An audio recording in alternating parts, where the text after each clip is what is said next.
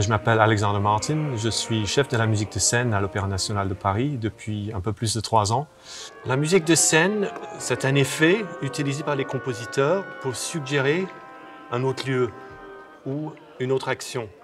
Donc ce n'est pas purement musical, c'est très suggestif, c'est pour montrer qu'en dehors de la cage de scène ou de la scène principale, qu'il se passe quelque chose, donc qui peut faire jouer l'imagination du public.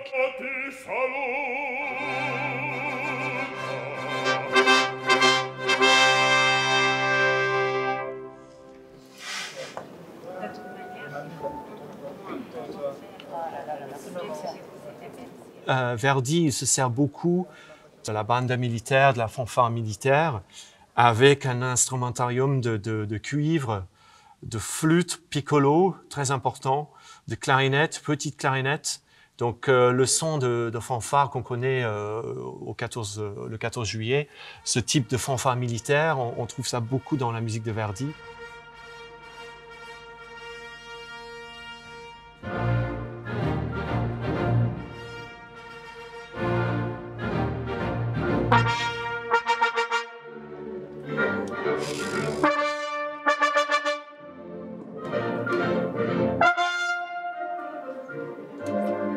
Dans Aïda, c'est justement la marche triomphale, c'est le retour de l'armée triomphale qui est dépeinte avec une banda qui accompagne les chœurs et à la fois les trompettes solo qui jouent la célèbre mélodie.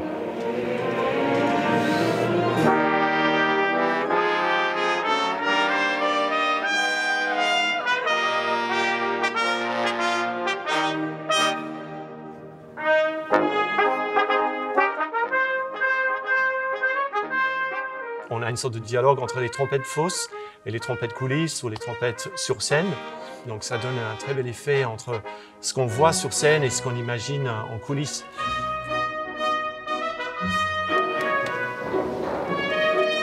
Souvent, on voit en même temps que l'écriture de la banda ou l'écriture de quelque chose, on a une description de ce qui se passe. Donc on voit qu'il y a une idée très très visuelle, souvent chez les compositeurs, de ce que la musique de scène peut apporter au produit final.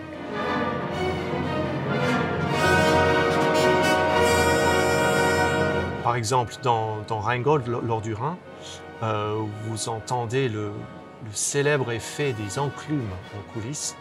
En fait, c'est très écrit ce que Wagner a écrit. En fait, il décrit où on doit placer cour, jardin, au milieu, combien d'enclumes, quelle taille, tout ça. Donc, et c'est un effet de Nibelheim, d'un travail de forgeron qui se passe à Nibelheim.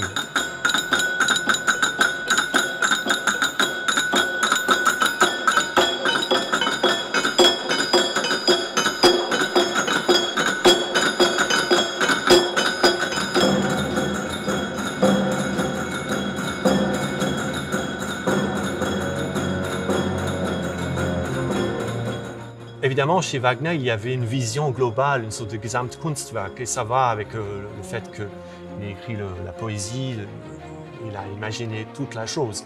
Il n'a pas donné son travail pour qu'un librettiste écrive le texte, donc il y a une vision globale. Donc tous ces effets, il a imaginé à la genèse de la création de l'œuvre. Je pense que les histoires des enclumes, les histoires d'effets de tonnerre, tout ça, c'était avec une idée très, très visuelle.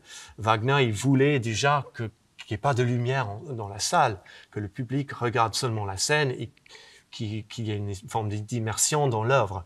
Et donc, dans ce sens-là, c'est très cinématique, et du coup, que de mieux pour suggérer ces effets-là? C'est les effets spatiaux en dehors de l'espace scénique principal.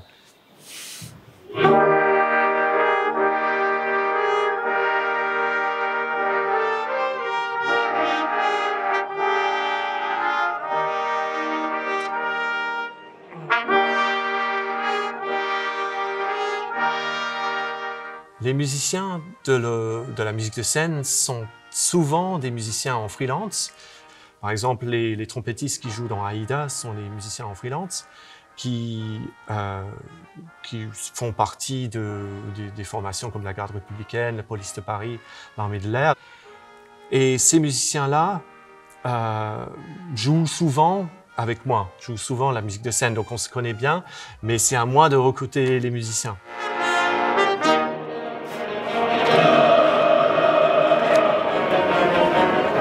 Mon travail consiste à bien communiquer avec beaucoup de départements dans l'opéra.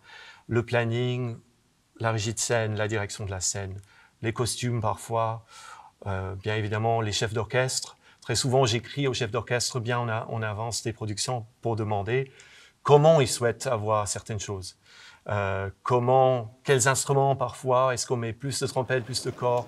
Donc c'est un travail de communication et aussi par rapport à l'espace scénique, c'est très important de bien communiquer avec les directeurs de la scène, avec ceux qui font les décors, parce qu'on ne peut pas juste dire « nous sommes là, nous allons jouer là ». En fait, il faut vraiment qu'on travaille ça en avance pour que, quand on arrive à l'italienne ou au scène-orchestre, tout soit clair pour tout le monde, qu'il n'y ait pas de problème. Parce que même si les coulisses sont très grandes ici, les coulisses, quand il y a des choses dedans, sont réduites.